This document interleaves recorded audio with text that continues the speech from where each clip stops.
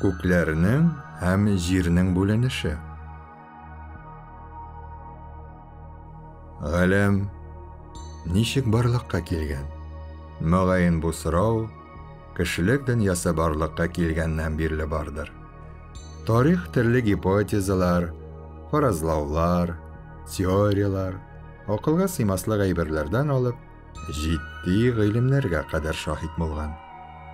Алар фәнни-техник прогресс үскән саен ялгыш дип кире кагылганнар. Бүгенге көндә киң таралган һәм популяр Биг Бэнг теориясе, ягъни зур шартлау теориясе, ул галимнәр тарафыннан дөнья барлыкка килүнең иң алдан эшләнгән космологик моделе булып тора. Һәм галәмнең сингулярлыктан барлыкка килүен минималь зурлыктагы, шиксез тыгызлыктагы температуралы нокталар белән аңлата. Хәзерге заман галимнәренең бәяләве нигезендә бүгенге көндәге галәм 13 миллиард 799 мең еллар элек башлангыч сингуляр халәттән барлыкка килгән һәм шул вакыттан бирле эзлексез киңәя һәм суына. Башта динамик үсеш моделе дип аталган теория, ягъни зур шартлау термины, беренче тапкыр Америка галиме Фред Хойл тарафыннан бары тик 1949 елда гына кулланыла. 20-нче гасыр башында бу фаразны беренче булып Россия галиме Александр Фридман һәм Бельгия белгече Джордж Леметр тәкъдим итә. Бу теория фән дөньясында, бигрәк тә физика фәннәре арасында популярлаша. Әлеге теория нигезендә элек галәм гадәттән тыш югары тыгызлыклы энергия, температура һәм басымлы мөхит булган. Галәмдәге киңәю һәм суынулар нәтиҗәсендә фазалы күчешләр барлыкка килгән. 20-нче гасыр башында гына галимнәр башкарган фәнни ачыш изге Коръәндә моннан 14 гасыр элек тасвирланган. Әл-Әнбия сүрәсенең 30-нчы аятында без түбәндәге юлларны таба алабыз. Күкләр һәм җир бер-берсеннән аерылмаган дәрәҗәдә ябышкан нәрсәләр иде. Шуннан соң без аларны җир һәм күк дип ике аерым барлык хәленә китердек, бигрәк тә 7 кат күк һәм җирдәге катламнарга аердык. Яна без кешеләр, хайваннар һәм үсемлекләр кебек бик күп җанлы нәрсәне күктән иңдерелгән судан яралттык.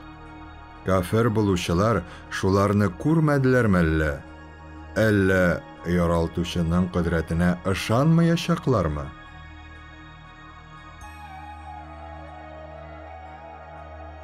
Бу аятта кулланылган «ратq» сүзе татарчага бер бөтен дип тәрҗемә ителә.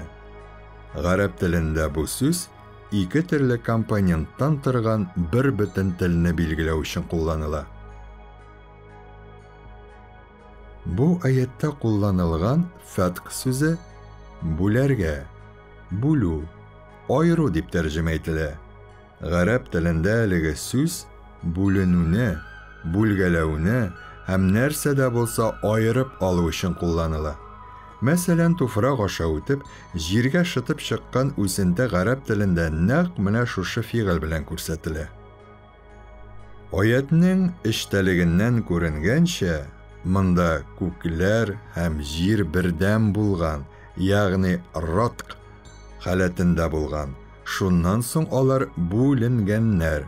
Моны «фатq» фигыле дәлилли.